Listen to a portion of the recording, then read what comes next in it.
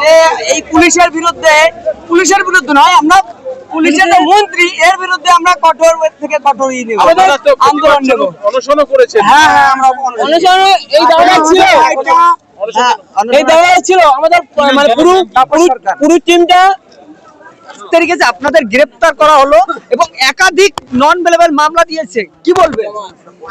দেখুন, আমাদের সাথে যেটা করেছে এটা পুরো হিন্দু সমাজের সাথে একটা ধোঁকাধারী কাজ করেছে। এ আমাদের আটকায়নি, পুরো হিন্দু সমাজকে বঞ্চিত করেছে। এবং দেখুন যে 4টে ধারায় আমাদের কেস দিয়েছে, তার কিন্তু একটাও প্রুফ করাতে পারেনি।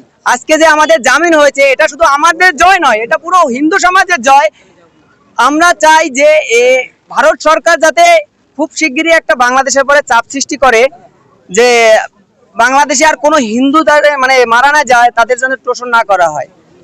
এরপরেও যদি আবার বাংলাদেশে হিন্দুদের উপর অত্যাচার করা হয়, আপনারা কি রাস্তায় নামবে? হ্যাঁ, অবশ্যই নামবো। শুধু বাংলাদেশ কেন, আমাদের পশ্চিম বাংলায় হলেও আমরা নামবো।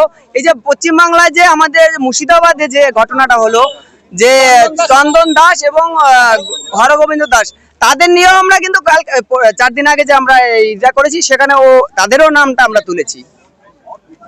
এই যে 4 দিন রাখা হলো, এতে কি আপনারা কোনো প্রকার ভয় পেয়েছেন? না, দেখুন, আমরা তো সত্যের পথে আছি, আমাদের তো ভয় পাওয়ার কিছু নেই।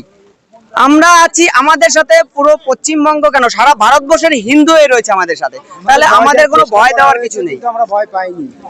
এখানে কি আপনারা শুনছি কেউ অনশন করেছে? হ্যাঁ, অনশন করেছেন, আমাদের ভাই তাপস করেছিলেন। আমাদের প্রতিটা জনই অনশনে ছিল, কিন্তু আমাদের করেছে যে আমাদের ক্রিমিনাল সেকশনে রাখবে, তোদেরকে শারীরিক টর্চার করবে। তো এই ক্ষেত্রে আমরা একটু সিনিয়র যারা ছিল তারা বললো কি যে ঠিক আছে চলো আমরা খেয়ে নিচ্ছি। তো তখন আমরা খেয়ে নিয়েছি। এই তাপস ভাই না খেয়ে এখনো অব্দি রয়েছিল, আজ আমাদের উপবাস শেষ হলো।